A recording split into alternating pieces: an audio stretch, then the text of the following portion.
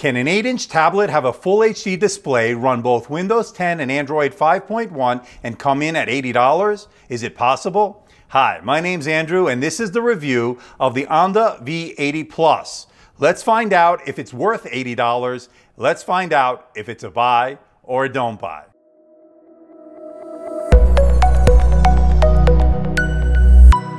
An 8-inch tablet that has a full HD display, runs both Windows and Android, and comes in at $79. Is it possible? Let's find out. The V80 Plus has an Intel Cherry Trail X5 Z8300 processor, 2 GB of RAM, and 32 GB of eMMC storage. It weighs only 0.7 pounds, is only 0.33 inches thick. It's very sleek and very thin. Not bad for an $80 tablet. GearBest sent me this tablet for review and it came all the way from China in a very short amount of time. Good job GearBest in getting me this tablet. What you get in the box is the tablet itself, some documentation, and it's in English, which is always a good sign, and some warranty information.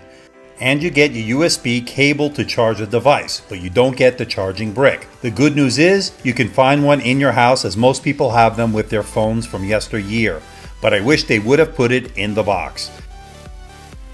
As far as ports, here's what you get with the Onda V80 Plus. You get your 3.5mm headphone jack, micro HDMI to connect to a monitor, always a good touch, especially at this price point, and your micro USB port where you will charge the device. You get a micro SD card slot for storage expansion. It takes cards up to 128 GB, and here you have your power button and your volume rocker up and down. One of the biggest surprises of this device, especially at the $80 price point, is its display. It has an 8-inch IPS display with a resolution of 1920 by 1200. That's 283 pixels per inch. It gets pretty bright, which was a little bit surprising, and unfortunately it's non-laminated, meaning there's a slight gap, maybe a millimeter or so, between the panel and the glass itself. But overall, this is a very good display, especially since you're getting this at $80. Nice job, Onda. As far as sound is concerned, there is one speaker, a mono speaker, and here's how it sounds. Apple released the iPhone 7 and 7 Plus a couple of weeks ago, and I've been using the 7 Plus ever since. But I didn't want to release my video right away. I wanted to wait till the dust settles, and I wanted to wait till the hype died down. Hi, my name's Andrew from AMD Tech, and this is our review of the iPhone 7 Plus from Apple. Let's find out if it lives up to its high price tag. Let's find out if it's a buy or a don't buy.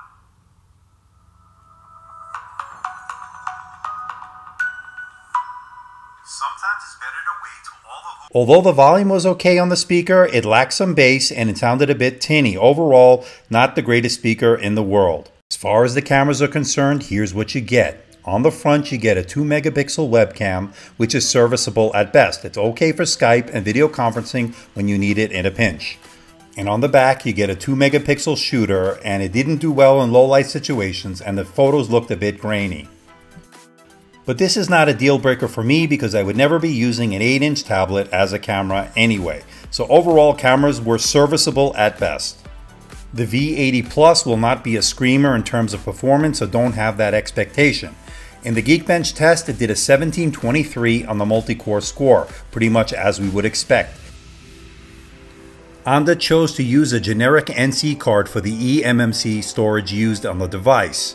Here's how it did on the Crystal Disc-Mark scores. It did a 119.4 on the read and a 49.18 on the write. Pretty much standard fare for this class of device. On the Octane 2.0 score, it did a 55.20. The V80 Plus runs Windows 10 Home and has only 2 GB of RAM, which definitely affected performance. Certainly would have been better to have 4 GB of RAM. It also uses Broadcom 802.11n wireless adapter, and wireless performance was okay. As far as free space on the Windows side, you get 6.32 GB out of 19.9 GB available.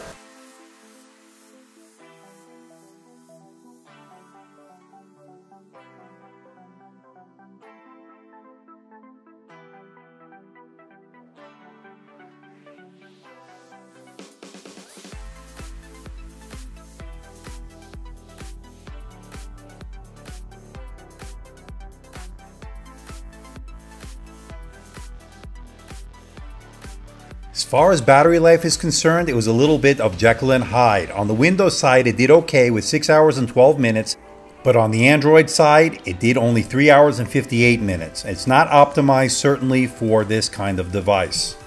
And the device took quite a while to charge. It took 3 hours and 30 minutes to charge from 0% all the way to 100%. But overall, battery life is definitely not a deal breaker, especially at the $80 price point. You can't expect too much. So overall, is the Onda V80 Plus a buy or a don't buy? I'm going to have to say it's a definite buy. Here's what I like. I like the fact that it has a bright, full HD display. It runs both Android and Windows OS. It has decent build quality, expandable storage via the micro SD card slot, and comes in at an insane price of $80. You really can't beat that. But here's what I don't like about the device. It only has 2 GB of RAM, and that certainly affected performance. It doesn't have USB Type-C. There's only one speaker, and it was weak. It had subpar cameras, sluggish performance because of that lack of RAM, and poor battery life on the Android side, with decent battery life at best on the Windows side.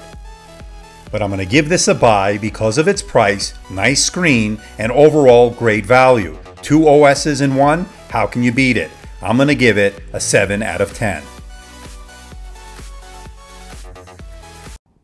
So what do you think about the Onda V80 Plus? Is it worth $80? The fact that you get 2 OSs, meaning Android 5.1 and Windows 10 Home, all in one tablet that has a full HD display and comes in at $80?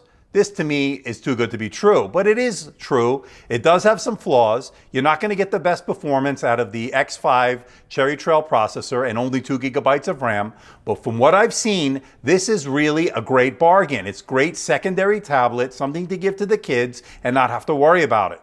And at $80, if something happens to it, no big deal. So I want you to tell me what you think about the Onda V80 Plus. You think it's something you might want to pick up? At $80, it's more of an impulse buy, perhaps? I'd like to know. Please leave a comment in the comment section below. I am curious to see if this is something you might be interested in. If you've bought it, tell me how it's been working out for you. I am curious to know. Coming soon to AMD Tech is a very special review all the way from China. Is the Xiaomi Mi Notebook Air 13.3. It's the big brother, so to speak, of the Xiaomi Mi Notebook Air 12.5. That's the one we reviewed about a month ago and gave it rave reviews. Now the 13.3-inch version is on its way to the studio for a full unboxing and review. Stay tuned for that as it's coming very soon. Remember, it has 8 GB of RAM, 256 gigs of SSD storage.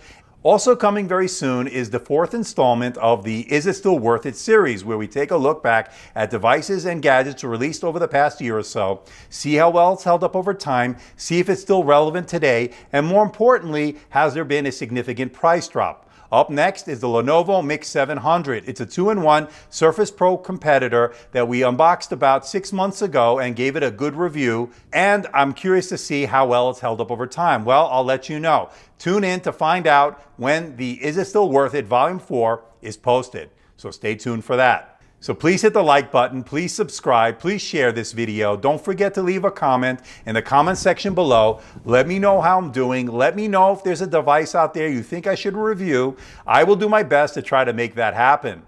So until next time, this is Andrew from AMD Tech. See ya.